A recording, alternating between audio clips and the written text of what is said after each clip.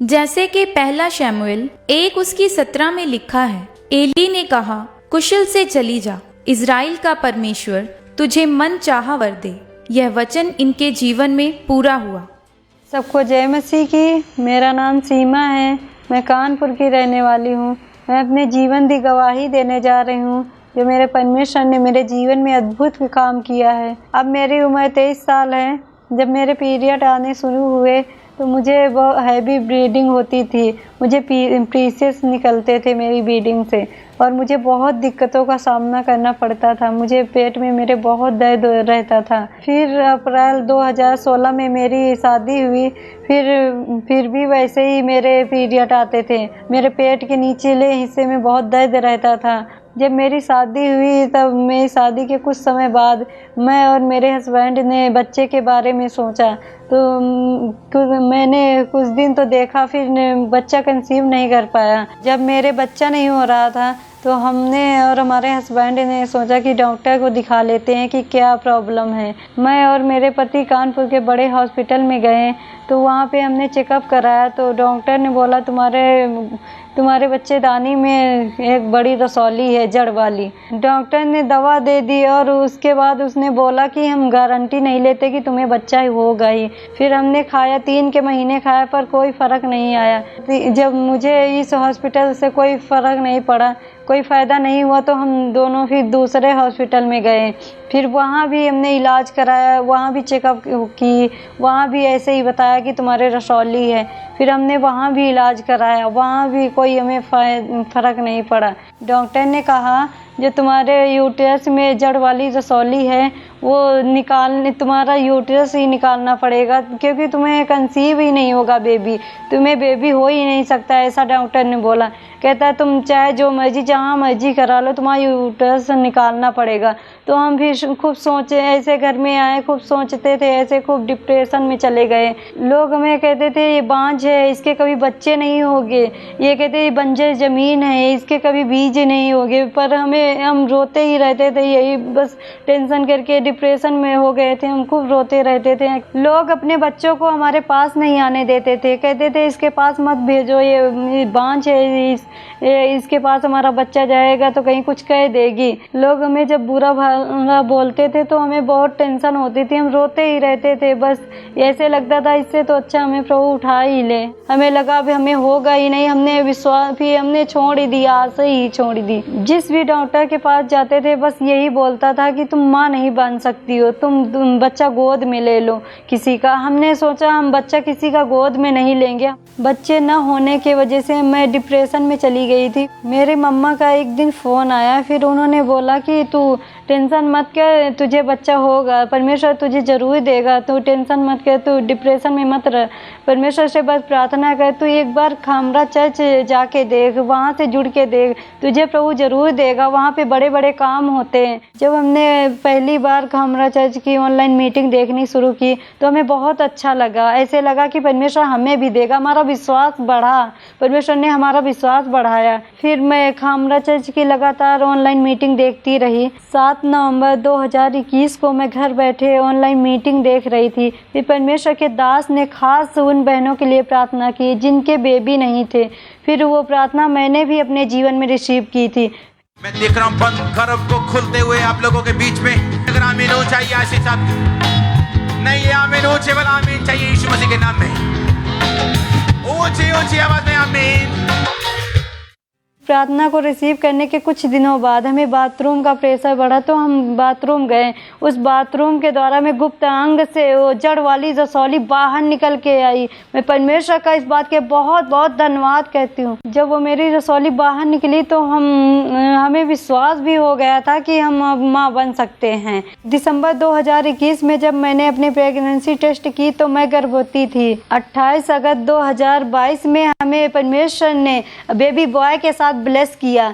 शादी के 5 साल बाद जब मैं माँ बनी तो मैं बहुत खुश हुई कि मेरा विश्वास भी बहुत बड़ा परमेश्वर पे। डॉक्टर ने तो बोल दिया था कि तुम माँ बन ही नहीं सकती, पर प्रभु के अनुग्रह से मैं माँ बन चुकी थी। डॉक्टर ने बोल दिया था कि अगर तुम्हारी ये बच्चेदानी बाहर नहीं निकाली गई तो तुम्हें कैंसर भी हो सकता है। जब लोग मेरे गोदी में बच्चे को देखते हैं तो वो हमसे मुंह छिपाते हैं खुद ही। परमेश्वर ने क्योंकि उनके मुंह को बंद कर दिया है, परमेश्वर ने हमारी शर्मिंदगी हमारे जीवन से दूर की है।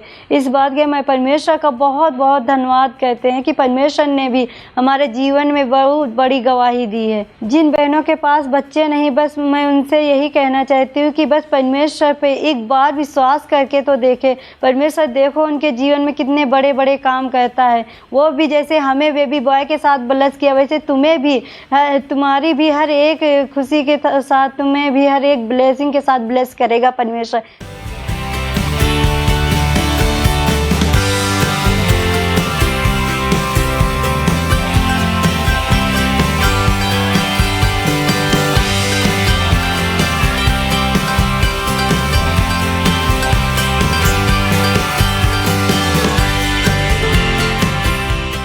इस बड़ी आशीष के लिए मैं परमेश्वर का धन्यवाद करती हूँ और परमेश्वर के दास का धन्यवाद करती हूँ। सबको जय मसीह की।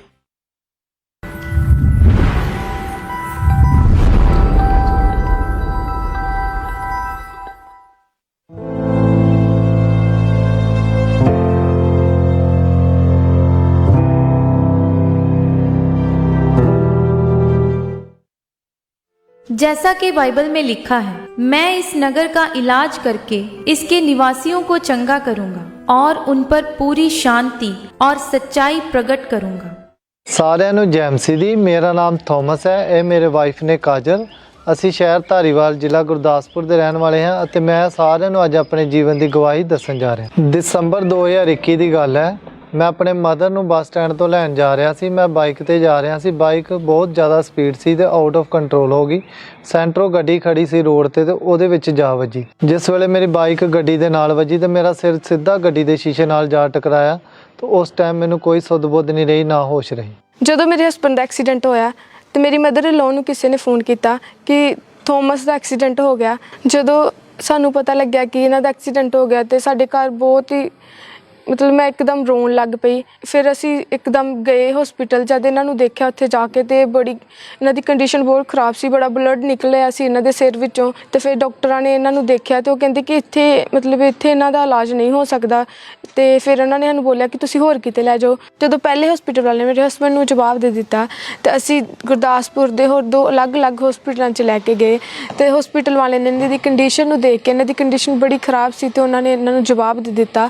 ਜਦ ਗੁਰਦਾਸਪੁਰ ਦੇ 3 ਹਸਪੀਟਲਾਂ ਨੇ ਇਹਨਾਂ ਨੂੰ ਜਵਾਬ ਦੇ ਦਿੱਤਾ ਤੇ ਅਸੀਂ ਗੁਰਦਾਸਪੁਰ ਦੇ 4ਥੇ ਹੋਰ ਵੱਡੇ ਹਸਪੀਟਲ 'ਚ ਇਹਨਾਂ ਨੂੰ ਲੈ ਕੇ ਗਏ ਤੇ ਤਦ ਉਹਨਾਂ ਨੇ ਇਹਨਾਂ ਨੂੰ ਐਡਮਿਟ ਕੀਤਾ। ਤੇ ਐਡਮਿਟ ਕਰਨ ਤੋਂ ਬਾਅਦ ਉਹਨਾਂ ਨੇ ਸਾਨੂੰ ਸਾਡੇ ਸਾਰਿਆਂ ਦੇ ਸਾਈਨ ਕਰਵਾ ਲਏ ਕਿ ਅਸੀਂ ਇਹਨਾਂ ਨੂੰ ਐਡਮਿਟ ਕਰ ਰਹੇ ਹਾਂ, ਪਰ ਸਾਡੀ ਕੋਈ ਗਰੰਟੀ ਨਹੀਂ ਕਿ ਇਹ ਬਚਣਗੇ ਜਾਂ ਨਹੀਂ ਬਚਣਗੇ। ਤੇ ਤਦ ਅਸੀਂ ਇਹਨਾਂ ਨੂੰ ਐਡਮਿਟ ਕਰਵਾਇਆ ਤੇ ਇਹਨਾਂ ਦਾ ਟ੍ਰੀਟਮੈਂਟ ਸ਼ੁਰੂ ਹੋਇਆ। ਜਦੋਂ ਇਹਨਾਂ ਨੂੰ ਅਸੀਂ ਹਸਪੀਟਲ ਖੜਿਆ ਤੇ ਡਾਕਟਰ ਨੇ ਇਹਨਾਂ ਨੂੰ ICU 'ਚ ਐਡਮਿਟ ਕਰ ਲਿਆ ਤੇ ਉਹਨਾਂ ਨੇ ਸਾਨੂੰ 72 ਘੰਟੇ ਦਾ ਟਾਈਮ ਦੇ ਦਿੱਤਾ ਕਿ ਅਗਰ 72 ਘੰਟੇ ਵਿੱਚ ਇਹਨਾਂ ਨੂੰ ਹੋਸ਼ ਆ ਗਿਆ, ਵਰਨਾ ਅਸੀਂ ਕੁਛ ਨਹੀਂ ਕਹਿ ਸਕਦੇ। ਇਹਨਾਂ ਦੀ ਹਾਲਤ ਬਹੁਤ ਖਰਾਬ ਸੀ, ਇਹ ਪੂਰੀ ਤਰ੍ਹਾਂ ਬੇਹੋਸ਼ ਸਨ। ਤੇ ਇਹਨਾਂ ਦਾ ਟ੍ਰੀਟਮੈਂਟ ਸ਼ੁਰੂ ਕੀਤਾ ਤੇ ਇਹਨਾਂ ਦੇ ਪਹਿਲਾਂ ਇਹਨਾਂ ਨੇ ਪੂਰਾ ਸਿਰ ਇਹਨਾਂ ਦਾ ਖੁੱਲ ਚੁੱਕਾ ਸੀ, ਉੱਥੇ ਇਹਨਾਂ ਨੇ ਟਾਂਕੇ ਲਗਾਏ। ਫਿਰ ਡਾਕਟਰਾਂ ਨੇ ਇਹਨਾਂ ਦੇ ਸਿਰ ਤੇ ਟਾਂਕੇ ਲਗਾਉਣ ਤੋਂ ਬਾਅਦ ਫੁੱਲ ਬੋਡੀ MRI ਕੀਤੀ ਔਰ CT ਸਕੈਨ ਕੀਤੀ। ਫਿਰ CT ਸਕੈਨ ਤੋਂ ਬਾਅਦ ਉਹਨਾਂ ਨੇ ਸਾਨੂੰ ਦੱਸਿਆ ਕਿ ਇਹਨਾਂ ਦੇ ਸਿਰ ਵਿੱਚ ਕਲੋਟ ਵੱਜ ਚੁੱਕਿਆ। ਫਿਰ ਸਾਨੂੰ ਉਹਨਾਂ ਨੇ ਐਕਸਰੇ, ਫਿਰ ਇਹਨਾਂ ਦੀ ਲੱਤ ਦਾ ਐਕਸਰੇ ਕੀਤਾ ਤੇ ਫਿਰ ਇਹਨਾਂ ਨੇ ਸਾਨੂੰ ਦੱਸਿਆ ਕਿ ਇਹਨਾਂ ਦੀ ਲੱਤ ਦੀ ਹੱਡੀ ਵੀ ਫ੍ਰੈਕਚਰ ਹੋ ਚੁੱਕੀ ਆ। ਜਦੋਂ ਮੇਰੇ ਹਸਬੈਂਡ ਦੀ MRI ਔਰ CT ਸਕੈਨ ਹੋ ਰਹੀ ਸੀ, ਇਹ ਉਦੋਂ ਵੀ ਪੂਰੀ ਤਰ੍ਹਾਂ ਬੇਹੋਸ਼ ਸਨ, ਇਹਨਾਂ ਨੂੰ ਕੋਈ ਹੋਸ਼ ਨਹੀਂ ਸੀ। ਡਾਕਟਰਾਂ ਨੇ ਸਾਨੂੰ ਇੱਥੋਂ ਤੱਕ ਕਹਿ ਦਿੱਤਾ ਸੀ ਕਿ ਅਗਰ 72 ਘੰਟੇ ਦੇ ਵਿੱਚ ਅਗਰ ਇਹਨਾਂ ਨੂੰ ਹੋਸ਼ ਆ ਗਿਆ ਤਾਂ ਠੀਕ ਆ, ਨਹੀਂ ਤਾਂ ਇਹ ਪਾਗਲ ਹੋ ਸਕਦੇ ਨੇ, ਜਾਂ ਇਹਨਾਂ ਦੀ ਯਾਦਦਾਸ਼ਤ ਜਾ ਸਕਦੀ ਹੈ, ਜਾਂ ਇਹ ਕੋਮਾ 'ਚ ਵੀ ਜਾ ਸਕਦੇ ਨੇ। ਜਦ 72 ਘੰਟੇ ਬਾਅਦ ਇਹਨਾਂ ਨੂੰ ਹੋਸ਼ ਆਇਆ ਤੇ ਇੱਕ ਪਾਗਲ ਵਿਅਕਤੀ ਵਾਂਗੂ ਹਰਕਤਾਂ ਕਰਦੇ ਸੀ। ਇਹਨਾਂ ਨੂੰ ਇਹ ਨਹੀਂ ਸੀ ਪਤਾ ਕਿ ਮੇਰੀ ਵਾਈਫ ਕੌਣ ਹੈ ਔਰ ਮੇਰੀ ਮੰਮੀ ਕੌਣ ਹੈ। ਤੇ ਇਸ ਕਰ ਇੱਕ ਬੱਚੇ ਵਾਂਗੂ ਕਰਦੇ ਸੀ ਔਰ ਪਾਗਲ ਵਿਅਕਤੀ ਵਾਂਗੂ ਹਰਕਤਾਂ ਕਰਦੇ ਸੀ। ਤੇ ਫਿਰ ਇਹਨੂੰ ਡਾਕਟਰ ਨੇ ਸੁਜੈਸ਼ਨ ਦਿੱਤਾ ਕਿ ਤੁਸੀਂ ਇਹਨਾਂ ਨੂੰ ਅੰਮ੍ਰਿਤਸਰ ਪਾਗਲਾਂ ਵਾਲੇ ਹਸਪੀਟਲ ਦਿਖਾ ਲਓ।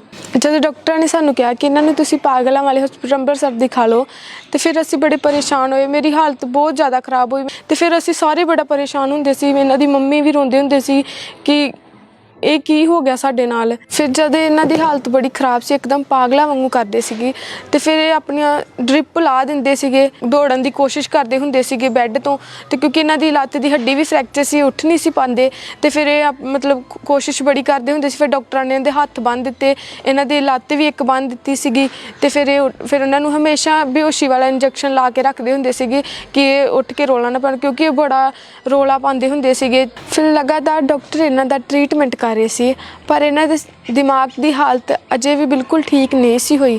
ਫਿਰ ਕੁਝ ਦਿਨ ਪਾ ਕੇ ਡਾਕਟਰਾਂ ਨੇ ਇਹਨਾਂ ਦੀ ਖੱਬੀ ਲੱਤ ਦਾ ਆਪਰੇਸ਼ਨ ਕਰ ਦਿੱਤਾ। ਫਿਰ ਆਪਰੇਸ਼ਨ ਕਰਕੇ ਇਹਨਾਂ ਦੀ ਲੱਤ ਦੇ ਵਿੱਚ ਰੋਡ ਪਾਈ। ਫਿਰ ਰੋਡ ਪਾਉਣ ਤੋਂ ਬਾਅਦ ਇਹਨਾਂ ਨੂੰ ਫਿਰ ਵੀ ਕਾਫੀ ਦਿਨ ਇਹਨਾਂ ਨੂੰ ਹੌਸਪੀਟਲ ਰੱਖਿਆ।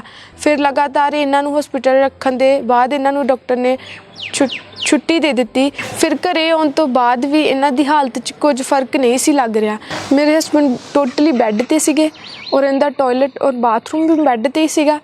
ਇਹਨਾਂ ਨੂੰ ਨਹਾਉਣਾ, ਧਲਾਉਣਾ, ਬਰਸ਼ ਕਰਨਾ, ਬਿਲਕੁਲ ਸਭ ਕੁਝ ਮੈਂ ਬੈੱਡ 'ਤੇ ਹੀ ਕਰਵਾਉਂਦੀ ਸੀਗੀ। ਔਰ ਇਹਨਾਂ ਨੂੰ ਖਾਣਾ ਵੀ ਆਪ ਖੁਦ ਜ਼ਬਰਦਸਤੀ ਅਸੀਂ ਖਵਾਲਦੇ ਸੀਗੇ, ਮੈਡੀਸਨ ਵੀ ਨਹੀਂ ਸੀ ਖਾਂਦੇ ਸੀਗੇ, ਉਹ ਵੀ ਅਸੀਂ ਬੱਚਿਆਂ ਵਾਂਗੂ ਜ਼ਬਰਦਸਤੀ ਇਹਨਾਂ ਨੂੰ ਮੈਡੀਸਨ ਵੀ ਖਵਾਲਣੀ। ਹਰ 15 ਦਿਨਾਂ ਬਾਅਦ ਜਦ ਹੀ ਅਸੀਂ ਇਹਨਾਂ ਨੂੰ ਹੌਸਪੀਟਲ ਲੈ ਕੇ ਜਾਂਦੇ ਸੀਗੇ, ਤੇ ਫਿਰ ਇਹਨਾਂ ਨੂੰ ਅਸੀਂ ਸਟੈਚਰ 'ਤੇ ਹੀ ਲੈ ਕੇ ਜਾਂਦੇ ਸੀਗੇ, ਔਰ ਇਹ ਬਿਲਕੁਲ ਵੀ ਇੱਕ ਕਦਮ ਵੀ ਨਹੀਂ ਸੀ ਤੁਰ ਪਾਉਂਦੇ। ਜਦੋਂ ਟੋਟਲੀ ਇਹ ਬੈੱਡ 'ਤੇ ਸੀਗੇ ਔਰ ਇਹਨਾਂ ਦੀ ਦਿਮਾਗੀ ਹਾਲਤ ਠੀਕ ਨਹੀਂ ਸੀ, ਔਰ ਸਾਡਾ ਭਰੋਸਾ ਫਿਰ ਵੀ ਪ੍ਰਭੂ ਯਿਸੂ ਮਸੀਹ 'ਤੇ ਸੀ, ਕਿਉਂਕਿ ਅਸੀਂ 2018 ਤੋਂ ਖਾਂਬੜਾ ਚਰਚ ਨਾਲ ਜੁੜੇ ਹੋਏ ਹਾਂ, ਔਰ ਅਸੀਂ ਬਹੁਤ ਸਾਰੀਆਂ ਗਵਾਹੀਆਂ ਨੂੰ ਸੁਣਿਆ ਚਰਚ ਵਿੱਚ, ਔਰ ਮੇਰਾ ਵਿਸ਼ਵਾਸ ਸੀ ਕਿ ਪ੍ਰਭੂ ਇੱਕ ਦਿਨ ਇਹਨਾਂ ਨੂੰ ਵੀ ਇੱਕ ਬਿਗੇਸਟ ਗਵਾਹੀ ਨਾਲ ਖੜਿਆ ਕਰੇਗਾ। 11 ਫਰਵਰੀ 2022 ਨੂੰ ਅਸੀਂ ਘਰੇ ਬੈਠ ਕੇ ਔਨਲਾਈਨ ਪ੍ਰੇਅਰ ਮਾਊਂਟਨ ਪ੍ਰੇਅਰ ਦੇਖ ਰਹੇ ਸੀਗੇ, ਜਿੱਥੇ ਪ੍ਰਭੂ ਦੇ ਦਾਸ ਖਾਸ ਬਿਮਾਰਾਂ ਲਈ ਪ੍ਰਾਰਥਨਾ ਕਰਦੇ ਸੀ।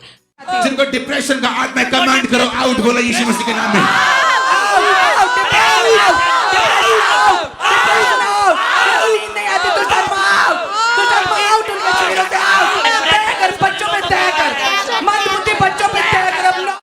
ਔਰ ਸਾਮਰਥੀ ਪ੍ਰਾਰਥਨਾ ਦੇ ਵਿੱਚ ਮੇਰੇ ਹਸਬੈਂਡ ਨੂੰ ਪ੍ਰਭੂ ਦੇ ਆਤਮਾ ਨੇ ਟੱਚ ਕੀਤਾ, ਔਰ ਅਸੀਂ ਇਹਨਾਂ ਦੀ ਚੰਗਿਆਈ ਨੂੰ ਰਿਸੀਵ ਕੀਤਾ। ਸਾਮਰਥੀ ਪ੍ਰਾਰਥਨਾ ਤੋਂ ਬਾਅਦ ਇਹਨਾਂ ਨੇ ਚੱਲਣਾ ਫਿਰਨਾ ਸ਼ੁਰੂ ਕੀਤਾ, ਔਰ ਇਹਨਾਂ ਦੀ ਯਾਦਦਾਸ਼ਤ ਆਉਣਾ ਸ਼ੁਰੂ ਹੋ ਗਈ, ਔਰ ਇਹਨਾਂ ਦੀ ਦਿਮਾਗੀ ਹਾਲਤ ਵੀ ਠੀਕ ਹੋ ਗਈ। ਉਸ ਸਮਰਥੀ ਪ੍ਰਾਰਥਨਾ ਤੋਂ ਬਾਅਦ ਮੈਂ ਬਿਲਕੁਲ ਆਜ਼ਾਦ ਹਾਂ। ਮੇਰੀ ਦਿਮਾਗੀ ਹਾਲਤ ਵੀ ਬਿਲਕੁਲ ਠੀਕ ਹੋ ਚੁੱਕੀ ਹੈ, ਔਰ ਮੇਰੀ ਖੱਬੀ ਲੱਤ ਜੋ ਟੁੱਟ ਚੁੱਕੀ ਸੀ ਉਹ ਵੀ ਬਿਲਕੁਲ ਠੀਕ ਹੋ ਚੁੱਕੀ ਹੈ। ਮੈਂ ਬਹੁਤ ਆਰਾਮ ਨਾਲ ਚੱਲ ਫਿਰ ਸਕਦਾ ਹਾਂ, ਅਤੇ ਪਰਮੇਸ਼ਰ ਨੇ ਮੇਰੇ 'ਤੇ ਬਹੁਤ ਫਜ਼ਲ ਕੀਤਾ। ਹੁਣ ਮੈਂ ਸਰੀਰਕ ਤੌਰ 'ਤੇ ਬਿਲਕੁਲ ਠੀਕ ਹਾਂ, ਅਤੇ ਦਿਮਾਗੀ ਹਾਲਤ ਵੀ ਬਿਲਕੁਲ ਠੀਕ ਹੈ। ਸਭ ਕੁਝ ਪਰਮੇਸ਼ਰ ਦੇ ਅਨੁਗ੍ਰਹਿ ਪ੍ਰਾਰਥਨਾ ਦੇ ਜ਼ਰੀਏ ਹੋਇਆ ਹੈ। ਜਿੰਨੇ ਲੋਕ ਵੀ ਬਿਮਾਰ ਨੇ, ਅਸੀਂ ਉਹਨਾਂ ਨੂੰ ਇਹੋ ਕਹਿਣਾ ਚਾਹੁੰਦੇ ਹਾਂ ਕਿ ਪਰਮੇਸ਼ਰ 'ਤੇ ਵਿਸ਼ਵਾਸ ਅਤੇ ਯਕੀਨ ਰੱਖੋ, ਕਿਉਂਕਿ ਸਾਨੂੰ ਵੀ ਕੋਈ ਉਮੀਦ ਨਹੀਂ ਸੀ, ਸਾਡੇ ਘਰਦਿਆਂ ਨੂੰ ਕੋਈ ਉਮੀਦ ਨਹੀਂ ਸੀ, ਫਿਰ ਵੀ ਪਰਮੇਸ਼ਰ ਨੇ ਪੈਰਾਂ 'ਤੇ ਖੜਿਆ ਕੀਤਾ। ਅੱਜ ਅਸੀਂ ਸਮਰਥ ਨਾਲ ਖੜ੍ਹੇ ਹਾਂ, ਤਾਂ ਤੁਹਾਡੀ ਵੀ ਪਰਮੇਸ਼ਰ ਜ਼ਰੂਰ ਸੁਣੇਗਾ। ਜਿਸ ਤਰ੍ਹਾਂ ਪਰਮੇਸ਼ਰ ਨੇ ਮੈਨੂੰ ਮੌਤ ਦੇ ਮੂੰਹ 'ਚੋਂ ਕੱਢਿਆ ਅਤੇ ਨਵਾਂ ਜੀਵਨ ਦਿੱਤਾ, ਉਸੇ ਤਰ੍ਹਾਂ ਮੈਂ ਸਾਰਿਆਂ ਨੂੰ ਇਹੀ ਮੈਸੇਜ ਦੇਣਾ ਚਾਹੁੰਦਾ ਕਿ ਸਭ ਦੀ ਜੀਵਨ 'ਚ ਪਰਮੇਸ਼ਰ ਕੰਮ ਕਰਨਗੇ ਅਤੇ ਜ਼ਰੂਰ ਕਰਨ। ਹੁਣ ਜਦੋਂ ਵੀ ਕੋਈ ਮੈਨੂੰ ਮਿਲਦਾ ਹੈ ਤੇ ਮੈਨੂੰ ਪੁੱਛਦੇ ਹਨ ਤੇਰੇ ਬਚਨ ਦੀ ਉਮੀਦ ਨਹੀਂ ਸੀ ਪਰ ਤੂੰ ਕਿੱਦਾਂ ਬਚ ਗਿਆ, ਮੈਂ ਉਹਨਾਂ ਨੂੰ ਇਹੀ ਕਹਿੰਦਾ ਹਾਂ ਕਿ ਪ੍ਰਭੂ ਯਿਸੂ ਮਸੀਹ ਨੇ ਮੈਨੂੰ ਬਚਾਇਆ ਅਤੇ ਨਵਾਂ ਜੀਵਨ ਦਿੱਤਾ ਹੈ।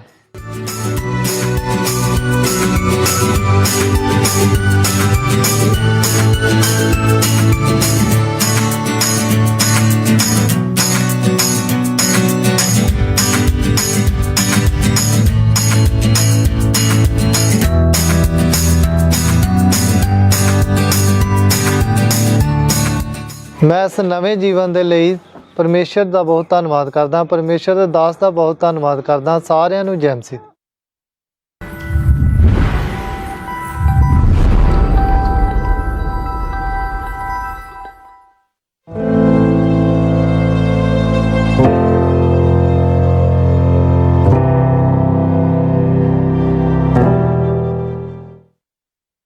जैसा कि बाइबल में लिखा है, वह अपने वचन के द्वारा उनको चंगा करता और जिस गड्ढे में वे पड़े हैं उससे निकालता है। यह वचन इस भाई के जीवन में पूरा हुआ। जय मसीह जी। मेरा नाम गुरवेल सिंह है, मैं ਅੰਮ੍ਰਿਤਸਰ ਦਾ ਰਹਿਣ ਵਾਲਾ ਹਾਂ। ਮੈਂ ਹੁਣ ਦੱਸਣ ਜਾ ਰਿਹਾ ਕਿ ਮੈਨੂੰ ਕਿਸ ਤਰ੍ਹਾਂ ਪ੍ਰਭੂ ਯਿਸੂ ਮਸੀਹ ਜੀ ਨੇ ਨਸ਼ਿਆਂ ਦੀ ਦਲਦਲ ਵਿੱਚੋਂ ਬਾਹਰ ਕੱਢਿਆ। ਮੇਰੀ ਉਮਰ 39 ਸਾਲ ਦੀ ਹੈ। ਜਦੋਂ ਮੈਂ 15 ਸਾਲ ਦਾ ਹੋਇਆ ਉਦੋਂ ਮੈਂ ਲੇਬਰ ਦਾ ਕੰਮ ਕਰਨਾ ਸ਼ੁਰੂ ਕਰ ਦਿੱਤਾ। ਸਾਡੇ ਘਰ ਵਿੱਚ ਗਰੀਬੀ ਸੀ, ਗਰੀਬੀ ਦੇ ਕਰਕੇ ਮੈਨੂੰ ਦਿਹਾੜੀ ਲਾਉਣੀ ਚਾਲੂ ਕੀਤੀ ਮੈਂ। ਇਸ ਕਾਰਨ ਮੈਂ ਘਰ ਦੇ ਹਾਲਾਤ ਗਰੀਬੀ ਦੇ ਕਰਕੇ ਮੈਂ ਅੱਗੇ ਪੜ੍ਹ ਨਹੀਂ ਸਕਿਆ, ਸਿਰਫ ਮੇਰੇ ਕੋਲ 10ਵੀਂ ਹੀ ਕੰਪਲੀਟ ਹੋਈ। ਜਿਹੜੇ ਬੰਦਿਆਂ ਨਾਲ ਮੈਂ ਕੰਮ ਕਰਦਾ ਸੀ ਉਹ ਮੇਰੇ ਨਾਲੋਂ ਵੱਡੀ ਉਮਰ ਦੇ ਸੀ। ਉਹ ਰੋਜ਼ ਸਵੇਰੇ ਕੰਮ ਕਰਨਾ ਤੇ ਰਾਤ ਨੂੰ ਉਹਨਾਂ ਸ਼ਰਾਬ ਪੀਣੀ। ਇੱਕ ਦਿਨ ਮੈਂ ਉਹਨਾਂ ਦੇ ਨਾਲ ਬੈਠਾ, ਉਹਨਾਂ ਆਖਿਆ ਕਿ ਮੈਨੂੰ ਤੂੰ ਵੀ ਪੀ ਸ਼ਰਾਬ, ਤੇ ਇਹਦੇ ਨਾਲ ਤੈਨੂੰ ਜਿੰਨਾ ਤੂੰ ਥੱਕ ਜਾਣਾ ਆ, ਤੈਨੂੰ ਇਹਦੇ ਨਾਲ ਥਕਾਵਟ ਤੈਨੂੰ ਲੱਥ ਜੇਗੀ। ਮੈਂ ਉਹਨਾਂ ਦੇ ਆਖਾ ਮੰਨ ਕੇ ਤੇ ਮੈਂ ਉਹ ਸ਼ਰਾਬ ਪੀ ਲਵੀ। ਜਦੋਂ ਮੈਂ ਪਹਿਲੀ ਵਾਰੀ ਉਹਨਾਂ ਨਾਲ ਮੈਂ ਨਸ਼ਾ ਕਰਨ ਬੈਠਾ ਤੇ ਸ਼ਾਮ ਨੂੰ ਜਦੋਂ ਮੈਂ ਘਰ ਨੂੰ ਆਇਆ ਸ਼ਰਾਬ ਪੀ ਕੇ, ਤੇ ਪਹਿਲੀ ਵਾਰੀ ਮੈਂ ਨਸ਼ਾ ਕੀਤਾ ਹੈ, ਮੈਨੂੰ ਨਸ਼ਾ ਜ਼ਿਆਦਾ ਸੀ। ਮੈਂ ਜਦੋਂ ਘਰ ਆਇਆ ਤੇ ਚਲੋ ਮੈਂ ਛੁਪਾਉਂਦਾ ਰਿਹਾ, ਪਰ ਛੁਪਿਆ ਨਹੀਂ ਰਿਹਾ। ਮੇਰੇ ਫਾਦਰ ਸਾਹਿਬ ਨੂੰ ਪਤਾ ਲੱਗ ਗਿਆ ਘਰ ਦੇ ਵਿੱਚ, ਉਹ ਮੈਨੂੰ ਗੁੱਸੇ ਹੋਏ। 1-2 ਵਾਰੀ ਉਹਨਾਂ ਮੈਨੂੰ ਝਿੜਕਿਆ। ਫਿਰ ਮੈਂ ਦਿਨ ਚੜਿਆ, ਫਿਰ ਮੈਂ ਅਗਲੇ ਦਿਨ ਫਿਰ ਉਹਨਾਂ ਨਾਲ ਹੀ ਕੰਮ ਤੇ ਗਿਆ ਤੇ ਮੈਨੂੰ ਇਹ ਕਿ ਮੈਂ ਫਿਰ ਇਹ ਬਾਰ-ਬਾਰ ਪੀਵਾਂ ਸ਼ਰਾਬ। ਜਦੋਂ ਮੈਂ ਇਹ ਸ਼ਰਾਬ ਫਿਰ ਮੈਂ ਸ਼ਾਮ ਨੂੰ ਪੀਣੀ ਚਾਲੂ ਕੀਤੀ, ਫਿਰ ਮੈਂ ਪੀ ਲਈ ਸ਼ਰਾਬ ਫਿਰ ਦਿਨ ਤੋਂ ਚਾਲੂ ਕਰ ਦਿੱਤੀ। ਇਦਾਂ ਮੇਰੀ ਲੱਤ ਵੱਧਦੀ ਗਈ। ਮੈਂ ਸ਼ਰਾਬ ਦਾ ਆਦੀ ਹੁੰਦਾ ਗਿਆ। ਇੰਨਾ ਤੱਕ ਹੋ ਗਿਆ ਕਿ ਮੈਂ ਰੋਜ਼ ਡੇਲੀ ਜਦੋਂ ਮੈਂ ਸਵੇਰੇ ਕੰਮ ਤੇ ਲੱਗਦਾ ਉਦੋਂ ਵੀ ਮੈਂ ਸ਼ਰਾਬ ਪੀਂਦਾ ਸੀ। ਪਾਈਆ ਮੈਂ ਸ਼ਰਾਬ ਪੀ ਕੇ ਫਿਰ ਹੀ ਮੈਂ ਕੰਮ ਕਰਦਾ ਸੀ। ਫਿਰ ਅਸੀਂ ਸ਼ਾਮ ਨੂੰ ਇਕੱਠੇ ਹੋਣਾ, ਫਿਰ ਦਵਾੜ ਸ਼ਰਾਬ ਦੀ ਮੈਂ ਪੀ ਕੇ ਘਰ ਨੂੰ ਮੈਂ ਫਿਰ ਵਾਪਸ ਆਉਣਾ। ਨਸ਼ਾ ਇਸ ਤਰ੍ਹਾਂ ਮੇਰਾ ਵੱਧਦਾ ਗਿਆ। ਵਿੱਚ ਇਸ ਤਰ੍ਹਾਂ ਦੇ ਵੀ ਸੀ ਮੇਰੇ ਨਾਲ ਜਿਹੜੇ ਵਿੱਚ ਸਵੇਰੇ ਭੰਗ ਪੀਂਦੇ ਸੀ। ਮੈਂ ਉਹਨਾਂ ਨਾਲ ਵੀ ਜਾਣਾ ਚਾਲੂ ਕਰ ਦਿੱਤਾ। ਮੈਂ ਜਦੋਂ ਇੱਕ ਵਾਰੀ ਭੰਗ ਪੀਤੀ, ਮੈਨੂੰ ਉਹ ਵੀ ਭੰਗ ਵੀ ਨਸ਼ਾ ਚੰਗਾ ਲੱਗਾ।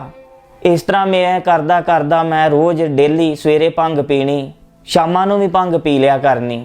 ਇਸ ਤਰ੍ਹਾਂ ਕਰਦੇ ਫਿਰ ਦੁਪਹਿਰ ਨੂੰ ਕਿਸੇ ਵੇਲੇ ਸਿਗਰਟ ਵੀ ਅਸੀਂ ਚਰਸ ਵਾਲੀ ਮੈਂ ਪੀ ਲੈਂਦੇ ਰਹੇ ਇੱਧਰ। ਇੱਥੋਂ ਤੱਕ ਕਿ ਮੈਂ ਚਰਸ ਆਪਣੇ ਕੋਲ ਰੱਖਣੀ ਮੈਂ ਚਾਲੂ ਕਰ ਦਿੱਤੀ। ਸ਼ਰਾਬ, ਚਰਸ, ਭੰਗ, ਗਾਂਜਾ, ਤੰਬਾਕੂ ਇਹ ਮੇਰੀ ਡੇਲੀ ਦੀ ਰੁਟੀਨ ਸੀ। ਡੇਲੀ ਮੈਂ ਰੋਜ਼ ਇਹ ਨਸ਼ਾ ਲੈਣਾ ਹੀ ਹੁੰਦਾ ਸੀ। ਸ਼ਰਾਬ ਮੈਂ ਘੱਟ ਤੋਂ ਘੱਟ ਵੀ ਸਵੇਰ ਤੋਂ ਮੈਂ ਚਾਲੂ, ਜਦੋਂ ਮੈਂ ਸਟਾਰਟ ਹੋ ਜਾਣਾ 2 ਬੋਤਲਾਂ ਮੇਰੇ ਕੋਲ ਸ਼ਰਾਬ ਪੀਤੀ ਜਾਂਦੀ ਸੀ। ਤੇ ਭੰਗ ਮੈਂ 2 ਕੌਲੇ ਭੰਗ ਦੇ ਮੈਂ ਪੀਣਾ ਸੀ। ਨਸ਼ੇ ਦੀ ਲੱਤ ਮੇਰੀ ਇੰਨੀ ਵੱਧ ਚੁੱਕੀ ਸੀ ਕਿ ਮੈਂ ਬਹੁਤ ਜ਼ਿਆਦਾ ਹੀ ਓਵਰ ਹੋ ਜਾਣਾ ਸੀ ਸ਼ਰਾਬ ਪੀ ਕੇ। ਪਰ ਸ਼ਰਾਬ ਮੈਂ ਛੱਡਣਾ ਚਾਹੁੰਦਾ ਸੀ, ਪਰ ਸ਼ਰਾਬ ਮੇਰੇ ਕੋਲ ਛੁੱਟਦੀ ਨਹੀਂ ਸੀ।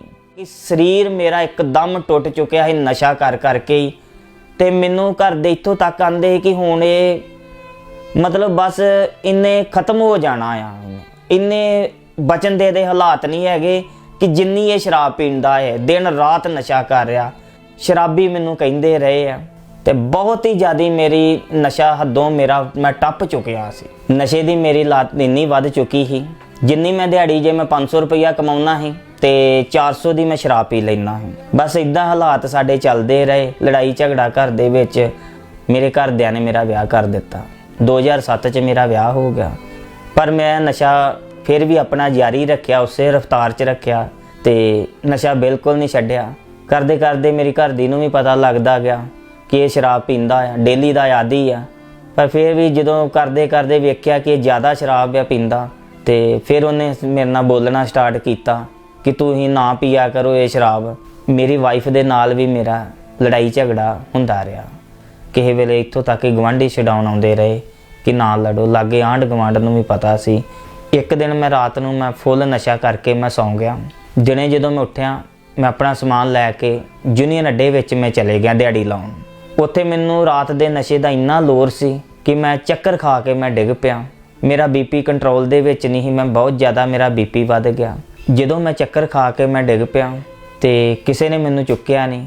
ਸਾਡਾ ਰਿਸ਼ਤੇਦਾਰ ਉੱਥੇ ਆਇਆ, ਉਹ ਮੈਨੂੰ ਲੈ ਗਿਆ, ਡਾਕਟਰ ਕੋਲ ਲੈ ਗਿਆ। ਡਾਕਟਰ ਨੇ 1 ਘੰਟੇ ਵਾਸਤੇ ਮੈਨੂੰ ਆਪਣੇ ਕੋਲ ਰੱਖਿਆ।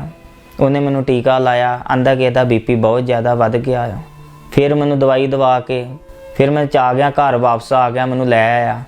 ਮਰਨ ਵਾਲੀ ਹਾਲਤ ਹੀ ਮੇਰੀ। ਇਦਾਂ ਦਾ ਹਾਲਾਤ ਸੀ ਕਿ ਪਤਾ ਨਹੀਂ ਮੈਂ ਬਚਣਾ ਜਾਂ ਨਹੀਂ ਮੈਂ ਬਚਣਾ।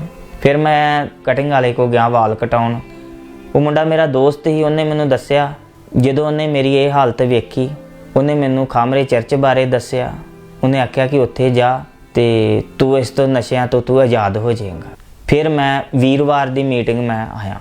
ਜਦ ਮੈਂ ਪਹਿਲੀ ਵਾਰੀ ਇੱਥੇ ਚਰਚ ਆਇਆ, ਖਾਮਰਾ ਚਰਚ, ਜਦੋਂ ਮੈਂ ਇੱਥੇ ਆਣ ਕੇ ਗਵਾਹੀਆਂ ਸੁਣੀਆਂ, ਪਰਮੇਸ਼ਵਰ ਦਾ ਵਚਨ ਸੁਣਿਆ, ਮੇਰੇ ਮਨ ਨੂੰ ਇੱਕ ਸ਼ਾਂਤੀ ਮਹਿਸੂਸ ਹੋਈ। ਮੈਨੂੰ ਇਸ ਤਰ੍ਹਾਂ ਲੱਗਾ ਕਿ ਮੈਨੂੰ ਇੱਥੋਂ ਕੀ ਛੁਟਕਾਰਾ ਮਿਲੇਗਾ। ਫਿਰ ਮੈਂ ਲਗਾਤਾਰ ਚਰਚ ਆਉਣਾ ਸ਼ੁਰੂ ਕਰ ਦਿੱਤਾ। ਫਿਰ ਮੈਂ 31 ਦਸੰਬਰ 2019 ਵਿੱਚ ਕ੍ਰੋਸ ਓਵਰ ਨਾਈਟ ਮੀਟਿੰਗ ਦੇ ਵਿੱਚ ਮੈਂ ਆਇਆ।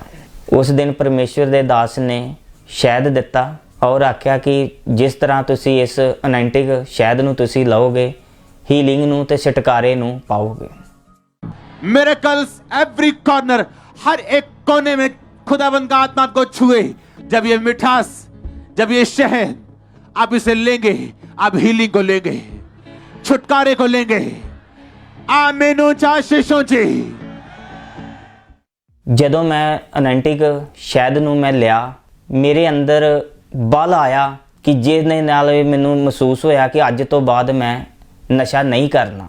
ਤੇ ਜਦੋਂ ਮੈਂ ਘਰ ਗਿਆ ਉਸ ਤੋਂ ਬਾਅਦ ਮੈਂ ਫਿਰ ਕੋਈ ਨਸ਼ੇ ਨੂੰ ਮੈਂ ਨਹੀਂ ਕੀਤਾ ਤੇ ਅੱਜ ਮੈਂ ਪੂਰੀ ਤਰ੍ਹਾਂ ਮੈਂ ਆਜ਼ਾਦ ਹਾਂ। ਜਿਹੜੇ ਨਸ਼ੇ ਮੈਂ ਪਹਿਲਾਂ ਕਰਦਾ ਸੀ, ਸ਼ਰਾਬ, ਭੰਗ, ਚਰਸ, ਗਾਂਜਾ, ਤੰਬਾਕੂ, ਹੁਣ ਮੈਂ ਇਹ ਨਸ਼ਾ ਮੈਂ ਕੋਈ ਨਹੀਂ ਕਰਦਾ। ਹੁਣ ਮੈਂ ਪੂਰੀ ਤਰ੍ਹਾਂ ਆਜ਼ਾਦ ਹਾਂ ਔਰ ਮੇਰੀ ਲਾਈਫ ਪੂਰੀ ਤਰ੍ਹਾਂ ਚੇਂਜ ਹੋ ਚੁੱਕੀ ਹੈ। ਜਿਹੜੇ ਰਿਸ਼ਤੇਦਾਰ, ਆਂਢ ਗੁਆਂਢੀ ਮੈਨੂੰ ਨਸ਼ੇੜੀ ਕਹਿ ਕੇ ਬੁਲਾਉਂਦੇ ਸੀ ਕਿ ਇਹ ਨਸ਼ਾ ਕਰਦਾ ਆ, ਅੱਜ ਉਹ ਇਸ ਗੱਲ ਤੋਂ ਹੈਰਾਨ ਆ ਕਿ ਇਹ ਨਸ਼ਾ ਕਿਸ ਤਰ੍ਹਾਂ ਛੱਡ ਦਿੱਤਾ ਇਹਨੇ। ਹੁਣ ਉਹ ਮੈਨੂੰ ਸਾਰੇ ਪੁੱਛਦੇ ਆ ਕਿ ਤੂੰ ਨਸ਼ੇ ਤੋਂ ਕਿਸ ਤਰ੍ਹਾਂ ਆਜ਼ਾਦ ਹੋਇਆ, ਤੇ ਮੈਂ ਉਹਨਾਂ ਨੂੰ ਪ੍ਰਭੂ ਯਿਸੂ ਮਸੀਹ ਬਾਰੇ ਦੱਸਦਾ ਆ ਕਿ ਉਹ ਮੈਂ ਜਿਸ ਪਰਮੇਸ਼ਰ ਕੋ ਜਾਣਾ ਉਹ ਸਭ ਕੰਮ ਕਰਨ ਦੀ ਸਮਰਥ ਰੱਖਦੇ ਆ ਔਰ ਉਹਨਾਂ ਨੇ ਮੈਨੂੰ ਆਜ਼ਾਦ ਕੀਤਾ ਆ। ਜਿਹੜੇ ਅੱਜ ਵੀ ਨਸ਼ਿਆਂ ਵਿੱਚ ਆ ਉਹਨਾਂ ਨੂੰ ਮੈਂ ਇੱਕ ਮੈਸੇਜ ਦੇਣਾ ਚਾਹੁੰਦਾ ਆ ਕਿ ਉਹ ਵੀ ਜਿੰਦਾ ਖੁਦਾ ਨੂੰ ਗ੍ਰਹਿਣ ਕਰਨ ਤੇ ਨਸ਼ਿਆਂ ਤੋਂ ਛੁਟਕਾਰਾ ਪਾਉਣ। ਇਸ ਵੱਡੇ ਛੁਟਕਾਰੇ ਲਈ ਮੈਂ ਪ੍ਰਭੂ ਯਿਸੂ ਮਸੀਹ ਜੀ ਦਾ ਧੰਨਵਾਦ ਕਰਦਾ ਹਾਂ ਔਰ ਪਰਮੇਸ਼ਵਰ ਦੇ ਦਾਸ ਦਾ ਵੀ ਮੈਂ ਧੰਨਵਾਦ ਕਰਦਾ ਹਾਂ। ਸਾਰਿਆਂ ਨੂੰ ਜੈ ਮਸੀਹ।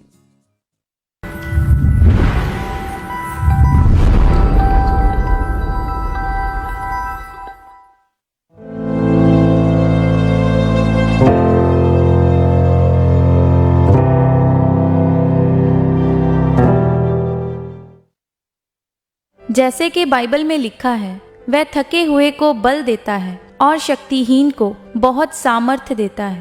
इसी वचन के द्वारा परमेश्वर ने इन्हें गवाही के साथ खड़ा किया।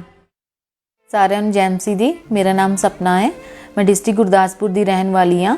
ਮੈਂ ਆਪਣੇ ਜੀਵਨ ਦੀ ਸਭ ਤੋਂ ਵੱਡੀ ਗਵਾਹੀ ਦੇਣ ਜਾ ਰਹੀ ਹਾਂ। ਮੇਰੀ ਟੈਸਟਮਨੀ ਕੁਝ ਇਸ ਤਰ੍ਹਾਂ ਹੈ ਕਿ 2017 ਚ ਮੇਰੀ ਮੈਰਿਜ ਹੋਈ ਸੀ। ਮੈਰਿਜ ਤੋਂ ਬਾਅਦ ਬਿਲਕੁਲ ਸਭ ਠੀਕ ਚੱਲ ਰਿਹਾ ਸੀ, ਮੈਂ ਖੁਸ਼ ਸੀ, ਮੇਰੀ ਫੈਮਿਲੀ ਵੀ ਖੁਸ਼ ਸੀ। ਕੁਝ ਸਾਲਾਂ ਦੇ ਬਾਅਦ ਮੇਰਾ ਇਨ-ਲॉज ਫੈਮਿਲੀ ਦੇ ਨਾਲ ਥੋੜਾ ਲੜਾਈ ਝਗੜਾ ਰਹਿਣ ਲੱਗ ਗਿਆ। ਐਵੇਂ ਛੋਟੀ ਛੋਟੀ ਗੱਲ ਤੋਂ ਮਤਲਬ ਲੜਾਈ ਝਗੜਾ ਰਹਿਣਾ, ਕਿਸੇ ਵੀ ਛੋਟੀ ਜੀ ਗੱਲ ਹੋਣੀ ਤਾਂ ਬਸ ਲੜਨਾ ਸ਼ੁਰੂ ਹੋ ਜਾਣਾ। ਇਸ ਲੜਾਈ ਝਗੜੇ ਤੋਂ ਬਾਅਦ ਮਤਲਬ ਮੇਰਾ ਨੇਚਰ ਬਿਲਕੁਲ ਚੇਂਜ ਹੋ ਚੁੱਕਿਆ ਸੀ ਔਰ ਮੈਂ ਹਮੇਸ਼ਾ ਗੁੱਸੇ ਵਿੱਚ ਰਹਿੰਦੀ ਸੀ। ਕਿਸੇ ਨੇ ਕੁਝ ਵੀ ਕਹਿ ਦੇਣਾ ਤਾਂ ਮੈਂ ਮਤਲਬ ਬੋਲਦੀ ਰਹਿੰਦੀ ਸੀ ਕਿਸੇ ਨਾਲ। ਮੇਰਾ ਮੂਡ ਹੀ ਇੱਦਾਂ ਦਾ ਹੋ ਗਿਆ ਕਿ ਮੈਂ ਲੜਾਈ ਵੱਲ ਧਿਆਨ ਦਿੰਦੀ ਸੀ ਜ਼ਿਆਦਾ ਔਰ ਚੁੱਪਚਾਪ ਰਹਿੰਦੀ ਵੀ ਸੀ ਔਰ ਕਿਸੇ ਨਾਲ ਵੀ ਜ਼ਿਆਦਾ ਗੱਲਬਾਤ ਵੀ ਕਰਨਾ ਪਸੰਦ ਨਹੀਂ ਸੀ ਕਰਦੀ। ਇਕੱਲੀ ਰੂਮ 'ਚ ਬਹਿ ਕੇ ਰੋਂਦੀ ਰਹਿੰਦੀ ਸੀਗੀ। ਘਰ ਵਿੱਚ ਲੜਾਈ ਝਗੜਾ ਇੰਨਾ ਜ਼ਿਆਦਾ ਵੱਧ ਗਿਆ ਸੀ ਕਿ ਮੈਂ ਬਹੁਤ ਜ਼ਿਆਦਾ ਮੈਂਟਲੀ ਸਟ੍ਰੈਸ ਲੈ ਰਹੀ ਸੀ ਔਰ ਮੈਂ ਰਾਤ ਨੂੰ ਸੌ ਵੀ ਨਹੀਂ ਸੀ ਪਾਉਂਦੀ। ਗਲਤ ਥੋਟ ਆਉਂਦੇ ਸੀਗੇ ਮੇਰੇ ਮਨ 'ਚ।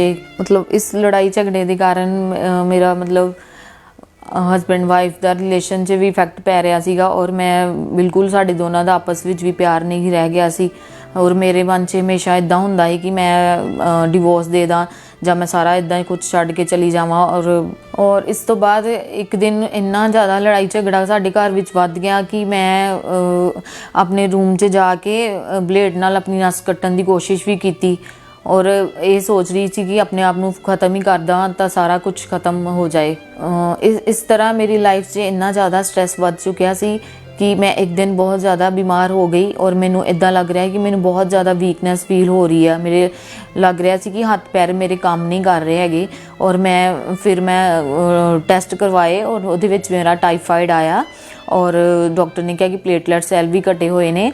ਤਾਂ ਉਸ ਚੱਕਰ 'ਚ ਫਿਰ ਮੈਂ 2-3 ਦਿਨ ਘਰੇ ਡ੍ਰਿਪ ਲਗਵਾਈ ਔਰ ਉਹਦੇ ਨਾਲ ਵੀ ਮੈਨੂੰ ਬਿਲਕੁਲ ਫਰਕ ਨਹੀਂ ਪੈ ਰਿਹਾ ਸੀਗਾ ਔਰ ਫਿਰ ਮੇਰੇ ਹਸਬੈਂਡ ਨੇ ਕਿਹਾ ਕਿ ਚਲੋ ਹਸਪੀਟਲ ਐਡਮਿਟ ਕਰਵਾ ਦਿੰਦੇ ਆ। ਹਸਪੀਟਲ ਐਡਮਿਟ ਕਰਵਾਉਣ ਤੋਂ ਬਾਅਦ 2-3 ਦਿਨ ਤਾਂ ਡਾਕਟਰ ਵੀ ਇਹੀ ਕਹਿੰਦੇ ਰਹੇ ਕਿ ਵੀਕਨੈਸ ਦੇ ਕਾਰਨ ਲੈਗਸ ਮੂਵ ਨਹੀਂ ਹੋ ਰਹੀਆਂ ਹੈਗੀਆਂ, ਬਹੁਤ ਜ਼ਿਆਦਾ ਵੀਕਨੈਸ ਹੋ ਗਈ ਆ। मैं टोटली मेरी कंडीशन बहुत ज़्यादा क्रिटिकल हो गई सी और मैं बेड रिडन हो गई सी बिल्कुल। मेरी लेग्स वगैरह हैंड वगैरह मूव नहीं कर रहे सी और मेरी फैमिली बहुत ज़्यादा अपसेट हो गई। फिर उन्होंने मैनू हॉस्पिटल एडमिट करवा दिता। हॉस्पिटल मैं 3-4 दिन एडमिट रहन तो बाद भी मैनू कोई भी इंप्रूवमेंट नहीं लग रही सी और डॉक्टर यही कह रहे सी कि वीकनेस हो गई है।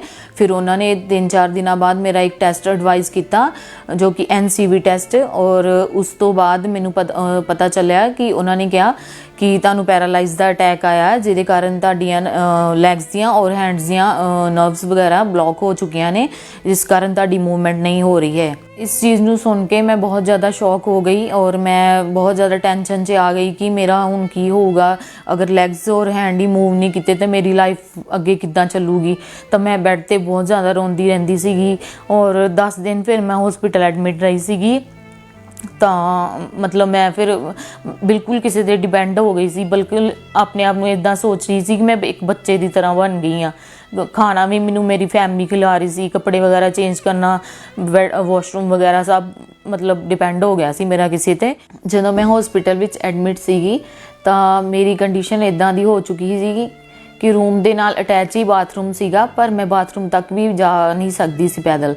ਤਾਂ ਮੇਰੀ ਫੈਮਿਲੀ ਮੈਨੂੰ ਡਾਈਪਰ ਵਗੈਰਾ ਲਗਾ ਕੇ ਰੱਖਦੀ ਸੀ, ਬਿਲਕੁਲ ਬੱਚੇ ਦੀ ਤਰ੍ਹਾਂ ਕੇਅਰ ਕੀਤੀ ਉਹਨਾਂ ਨੇ।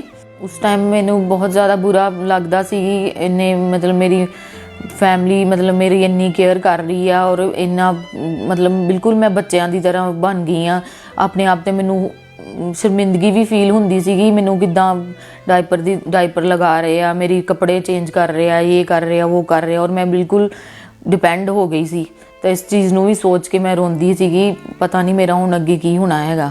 10 ਦਿਨਾਂ ਬਾਅਦ ਮੈਨੂੰ ਡਿਸਚਾਰਜ ਮਿਲ ਗਿਆ ਔਰ ਮੇਰੀ ਫੈਮਿਲੀ ਨੂੰ ਡਾਕਟਰ ਨੇ ਕਿਹਾ ਸੀ ਕਿ ਇਹਨਾਂ ਨੂੰ ਵੋਕਰ ਦੇ ਦਿਓ ਤਾਂ ਕਿ ਇਹ ਵੋਕਰ ਦੇ ਸਹਾਰੇ ਆਪਣਾ ਵਾਸ਼ਰੂਮ ਵਗੈਰਾ ਜਾ ਲੈਣ, ਮਤਲਬ ਥੋੜ੍ਹਾ ਚੱਲ ਫਿਰ ਸਕਣ ਤਾਂ ਕਿ ਕਿਸੇ 'ਤੇ ਡਿਪੈਂਡ ਨਾ ਰਹਿਣ। ਡਿਸਚਾਰਜ ਹੋਣ ਤੋਂ ਬਾਅਦ ਮੈਨੂੰ ਵੋਕਰ, ਮੇਰੇ ਘਰਦਿਆਂ ਨੇ ਮੈਨੂੰ ਵੋਕਰ ਲਿਆ ਦਿੱਤਾ ਔਰ ਮੈਂ ਵੋਕਰ ਦੇ ਸਹਾਰੇ ਹੀ ਚੱਲਦੀ ਸੀ। ਵੋਕਰ ਤੋਂ ਬਿਨਾਂ ਮੈਂ ਇੱਕ ਵੀ ਪੈਰ ਨਹੀਂ ਸੀ ਪੁੱਟ ਸਕਦੀ। ਵੋਕਰ ਵੀ ਯੂਜ਼ ਕਰਦੀ ਸੀ ਔਰ ਨਾਲ ਵੀ ਮੇਰੇ ਇੱਕ ਜਾਣਾ ਚਾਹੀਦਾ ਹੀ ਹੁੰਦਾ ਸੀ, ਮੇਰਾ ਫੈਮਿਲੀ ਮੈਂਬਰ, ਕਿ ਮੈਂ ਵੋਕਰ ਦੇ ਨਾਲ ਵੀ ਡਿੱਗ ਨਾ ਜਾਵਾਂ। ਤਾਂ ਜਦੋਂ ਮੈਂ ਡਿਸਚਾਰਜ ਹੋਣ ਤੋਂ ਬਾਅਦ ਘਰ ਆਈ ਤਾਂ ਮੇਰਾ ਬ੍ਰਦਰ ਆਇਆ ਹੀ ਸੀਗੇ ਮੇਰਾ ਪਤਾ ਲੈਣ ਔਰ ਉਹਨਾਂ ਨੇ ਮੈਨੂੰ ਦੱਸਿਆ ਖਾਂਬੜਾ ਚਰਚ ਬਾਰੇ ਕਿ ਤੂੰ ਵੀ ਉੱਥੇ ਜਾ ਔਰ ਤੂੰ ਵੀ ਹੀਲ ਹੋਏਂਗੀ, ਉੱਥੇ ਬਹੁਤ ਜ਼ਿਆਦਾ ਲੋਕ ਹੀਲ ਹੁੰਦੇ ਆ। ਉਹਦਾ ਵਿਸ਼ਵਾਸ ਸੀਗਾ ਔਰ ਉਹ 2 ਸਾਲ ਤੋਂ ਇਸ ਮਿਨਿਸਟਰੀ ਨਾਲ ਜੁੜਿਆ ਹੋਇਆ ਸੀਗਾ। ਤਾਂ ਮੈਂ ਆਪਣੀ ਫੈਮਿਲੀ ਨਾਲ ਵੀ ਗੱਲ ਕੀਤੀ ਔਰ ਉਹਨਾਂ ਨੇ ਕਿਹਾ ਕਿ ਕੋਈ ਗੱਲ ਨਹੀਂ, ਸੰਡੇ ਨੂੰ ਜਾਊਂਗੇ ਚਰਚ। 24 ਅਪ੍ਰੈਲ 2022 ਨੂੰ ਮੈਂ ਫਸਟ ਟਾਈਮ ਖਾਂਬੜਾ ਚਰਚ ਆਈ ਔਰ ਮੇਰੇ ਫੈਮਿਲੀ ਮੈਂਬਰਸ ਮੈਨੂੰ ਗੱਡੀ ਵਿੱਚ ਲੈ ਕੇ ਆਏ ਸੀਗੇ ਔਰ ਮੈਂ ਬਿਲਕੁਲ ਮਤਲਬ ਆਪਣੇ ਹਸਬੈਂਡ ਦੇ ਨਾਲ ਹੀ ਸਹਾਰਾ ਲੈ ਕੇ ਚੱਲ ਕੇ ਮਤਲਬ ਚੇਅਰ ਸੈਕਸ਼ਨ 'ਚ ਬੈਠੀ ਸੀਗੀ। 24 ਅਪ੍ਰੈਲ 2022 ਨੂੰ ਜਦੋਂ ਮੈਂ ਫਸਟ ਟਾਈਮ ਖਾਂਬੜਾ ਚਰਚ 'ਚ ਆਈ ਤਾਂ ਮੈਨੂੰ ਇੱਦਾਂ ਮੇਰੇ ਮਨ 'ਚ ਥੋਟ ਆ ਰਹੇ ਸੀ ਕਿ ਅੱਜ ਪਰਮੇਸ਼ਰ ਦੇ ਦਾਸ ਮੇਰੇ ਲਈ ਕੁਝ ਵਰਡ ਬੋਲਣਗੇ। ਤਾਂ ਸੱਚਮੁੱਚ ਇੱਦਾਂ ਫਾਇਰ ਪ੍ਰੇਅਰ ਦੇ ਦੌਰਾਨ ਇੱਦਾਂ ਹੋਇਆ ਔਰ ਸੱਚਮੁੱਚ ਪਰਮੇਸ਼ਰ ਦੇ ਦਾਸ ਨੇ ਫਾਇਰ ਪ੍ਰੇਅਰ ਦੇ ਦੌਰਾਨ ਮੇਰਾ ਨਾਮ ਲੈ ਕੇ ਇਹ ਭਵਿੱਖਬਾਣੀ ਕੀਤੀ ਕਿ ਅੱਜ ਮੈਂ ਇੱਕ ਸਪਨਾ ਸਿਸਟਰ ਨੂੰ ਦੇਖ ਰਿਹਾ ਹਾਂ ਕਿ ਜੋ ਮੈਂਟਲੀ ਸਟ੍ਰੈਸ ਵਿੱਚ ਹੈ ਔਰ ਉਸਦੀ ਲਾਈਫ ਬਿਲਕੁਲ ਸਟ੍ਰੈਸਫੁਲ ਚੱਲ ਰਹੀ ਹੈ। ਮੈਂ ਉਹਨੂੰ ਪਰਮੇਸ਼ਰ ਦੇ ਨਾਮ ਵਿੱਚ ਆਜ਼ਾਦ ਹੁੰਦੇ ਹੋਏ ਦੇਖ ਰਿਹਾ ਹਾਂ। एक सिस्टर को देख रहा हूं जिसका नाम सपना है और जो एक मेंटल सिचुएशन से होकर गुजर रही है। परमेश्वर का आत्मा मुझे बता रहा है सपना ते वो मेंटल कंडीशन जो तेरी चल रही है, वो जो स्ट्रेस और डिप्रेस लाइफ चल रही है, परमेश्वर का रूह तुझे अभी आजाद कर रहा, राइट नाउ तू फ्री हो रही। ਔਰ ਜਿੱਦਾਂ ਹੀ ਪਰਮੇਸ਼ਰ ਦੇ ਦਾਸ ਨੇ ਮੇਰਾ ਨਾਮ ਲੈ ਕੇ ਭਵਿੱਖਬਾਣੀ ਕੀਤੀ ਤਾਂ ਮੈਨੂੰ ਇੱਕਦਮ ਬਹੁਤ ਜ਼ਿਆਦਾ ਰੋਣਾ ਆਇਆ ਔਰ ਮੈਨੂੰ ਇੱਦਾਂ ਲੱਗ ਰਿਹਾ ਕਿ ਮੇਰੀ ਬਿਲਕੁਲ ਬੋਡੀ ਸ਼ਿਵਰ ਹੋ ਗਈ ਆ ਔਰ ਮੈਨੂੰ ਬਹੁਤ ਜ਼ਿਆਦਾ ਹਲਕਾ ਫੀਲ ਹੋਇਆ। ਤਾਂ ਮੈਂ ਆਪਣੇ ਆਪ ਨੂੰ ਥੋੜ੍ਹਾ ਰਿਲੈਕਸ ਜਿਹਾ ਫੀਲ ਕੀਤਾ। ਮੈਂ ਪਰਮੇਸ਼ਰ ਦੇ ਦਾਸ ਦੇ ਉਸ ਪ੍ਰੋਫੈਟਿਕ ਵਰਡ ਨੂੰ ਸੁਣ ਕੇ ਬਹੁਤ ਜ਼ਿਆਦਾ ਹੈਰਾਨ ਹੋਈ ਕਿ ਇੱਕ ਤਾਂ ਮੈਂ ਫਸਟ ਟਾਈਮ ਇਸ ਚਰਚ 'ਚ ਆਈ ਹਾਂ ਔਰ ਪਰਮੇਸ਼ਰ ਦੇ ਦਾਸ ਨੂੰ ਮੇਰੇ ਬਾਰੇ ਕਿੱਦਾਂ ਪਤਾ ਲੱਗਾ। ਮੈਂ ਤਾਂ ਕੁਝ ਸੋਸ਼ਲ ਮੀਡੀਆ 'ਤੇ ਵੀ ਇੱਦਾਂ ਦਾ ਮਤਲਬ ਸ਼ੇਅਰ ਨਹੀਂ ਕੀਤਾ ਸੀਗਾ। ਤਾਂ ਮੈਂ ਖੁਦ ਬਹੁਤ ਜ਼ਿਆਦਾ ਸ਼ੌਕਡ ਹੋ ਗਈ ਕਿ ਇਹ ਕਿੱਦਾਂ ਹੋ ਸਕਦਾ ਹੈ। ਉਸ ਪ੍ਰੋਫੈਸੀ ਤੋਂ ਬਾਅਦ ਮੇਰੀ ਲਾਈਫ ਬਿਲਕੁਲ ਚੇਂਜ ਹੋ ਚੁੱਕੀ ਹੈ ਔਰ ਮੇਰੀ ਫੈਮਿਲੀ ਵੀ ਮੇਰੇ ਨਾਲ ਆ ਔਰ ਮੈਂ ਖੁਸ਼ ਹਾਂ ਔਰ ਮੈਂ ਜਿੱਦਾਂ ਚੱਲ ਫਿਰ ਨਹੀਂ ਪਾ ਰਹੀ ਸੀਗੀ ਮੈਂ ਹੁਣ ਚੱਲ ਫਿਰ ਲੈਂਦੀ ਹਾਂ। ਉਸ ਪ੍ਰੋਫੈਸੀ ਤੋਂ ਬਾਅਦ ਮੈਂ ਬਿਲਕੁਲ ਠੀਕ ਹਾਂ ਔਰ ਮੈਨੂੰ ਕੋਈ ਵੀ ਟੈਨਸ਼ਨ ਜਾਂ ਕੋਈ ਵੀ ਸਟ੍ਰੈਸ ਨਹੀਂ ਆ। ਮੇਰੀ ਫੈਮਿਲੀ ਵੀ ਮੇਰੇ ਨਾਲ ਖੁਸ਼ ਆ ਔਰ ਮੈਂ ਵੀ ਉਹਨਾਂ ਨਾਲ ਖੁਸ਼ ਹਾਂ। ਮੈਨੂੰ ਕੋਈ ਵੀ ਕਿਸੇ ਤਰ੍ਹਾਂ ਦੀ ਕੋਈ ਪ੍ਰੋਬਲਮ ਨਹੀਂ ਹੈ। ਹੁਣ ਮੇਰੀ ਮੈਰਿਡ ਲਾਈਫ ਵੀ ਬਲੈਸਡ ਆ। ਮੇਰਾ ਹਸਬੈਂਡ ਦੇ ਨਾਲ ਵੀ ਕੋਈ ਲੜਾਈ ਝਗੜਾ ਨਹੀਂ ਆ। ਫੈਮਿਲੀ ਨਾਲ ਵੀ ਮੈਂ ਖੁਸ਼ ਹਾਂ। ਇਸ ਪ੍ਰੋਫੈਸੀ ਤੋਂ ਬਾਅਦ ਮੈਂ ਬਿਲਕੁਲ ਠੀਕ ਹਾਂ। ਮੈਂ ਕਿਸੇ ਤੇ ਡਿਪੈਂਡ ਨਹੀਂ ਆ। ਖੁਦ ਮੈਂ ਚੱਲ ਫਿਰ ਪਾ ਰਹੀ ਹਾਂ। ਟਾਇਲਟ ਵਾਸ਼ਰੂਮ ਮੈਂ ਖੁਦ ਜਾਂਦੀ ਹਾਂ ਔਰ ਮੈਂ ਬਿਲਕੁਲ ਠੀਕ ਹਾਂ ਔਰ ਬਹੁਤ ਜ਼ਿਆਦਾ ਆਨੰਦਿਤ ਹਾਂ। ਜਿਸ ਤਰ੍ਹਾਂ ਪਰਮੇਸ਼ਰ ਨੇ ਮੇਰੇ ਕੇਸ ਨੂੰ ਪਰਮੇਸ਼ਰ ਦੇ ਦਾਸ ਦੇ ਉੱਤੇ ਜ਼ਾਹਿਰ ਕੀਤਾ, ਇਸੇ ਤਰ੍ਹਾਂ ਪਰਮੇਸ਼ਰ ਤੁਹਾਡੇ ਵੀ ਕੇਸ ਨੂੰ ਜ਼ਾਹਿਰ ਕਰਨ ਦੀ ਸਾਮਰਥ ਰੱਖਦਾ ਹੈ। ਹੁਣ ਮੈਂ ਬਿਲਕੁਲ ਆਨੰਦਿਤ ਹਾਂ। ਮੇਰੀ ਲਾਈਫ ਬਿਲਕੁਲ ਠੀਕ ਚੱਲ ਰਹੀ ਆ। ਮੈਂ ਸਭ ਨੂੰ ਇਹੀ ਸੰਦੇਸ਼ ਦੇਣਾ ਚਾਹੁੰਦੀ ਹਾਂ ਕਿ ਪਰਮੇਸ਼ਰ ਵਿੱਚ ਅੜੇ ਤੇ ਖੜੇ ਰਹੋ ਔਰ ਪਰਮੇਸ਼ਰ ਸਾਡਾ ਜਿੰਦਾ ਖੁਦਾ ਹੈ ਔਰ ਸਭ ਕੁਝ ਕਰਨ ਦੀ ਸਾਮਰਥ ਰੱਖਦਾ ਹੈ। ਇਸ ਤਰ੍ਹਾਂ ਪਰਮੇਸ਼ਰ ਦੇ ਵਚਨ ਵਿੱਚ ਲਿਖਿਆ ਹੈ ਕਿ ਪਰਮੇਸ਼ਰ ਸਾਡੇ ਦਿਲਾਂ ਤੇ ਗੁਰਦਿਆਂ ਨੂੰ ਜਾਣਨ ਵਾਲਾ ਪਰਮੇਸ਼ਰ ਹੈ। ਇਸੇ ਤਰ੍ਹਾਂ ਪਰਮੇਸ਼ਰ ਸਭ ਦੀ ਲਾਈਫ ਬਾਰੇ ਜਾਣਦਾ ਹੈ ਕਿ ਉਹਨੂੰ ਕਿਸ ਚੀਜ਼ ਦੀ ਜ਼ਰੂਰਤ ਹੈ। ਮੈਂ ਇਹੀ ਕਹਿਣਾ ਚਾਹੁੰਦੀ ਹਾਂ ਕਿ ਤੁਸੀਂ ਵੀ ਆਪਣੀਆਂ ਸਾਰੀਆਂ ਚੀਜ਼ਾਂ ਪਰਮੇਸ਼ਰ ਦੇ ਅੱਗੇ ਰੱਖੋ। ਉਹ ਪਰਮੇਸ਼ਰ ਸਭ ਕੁਝ ਕਰਨ ਦੀ ਸਾਮਰਥ ਰੱਖਦਾ ਹੈ।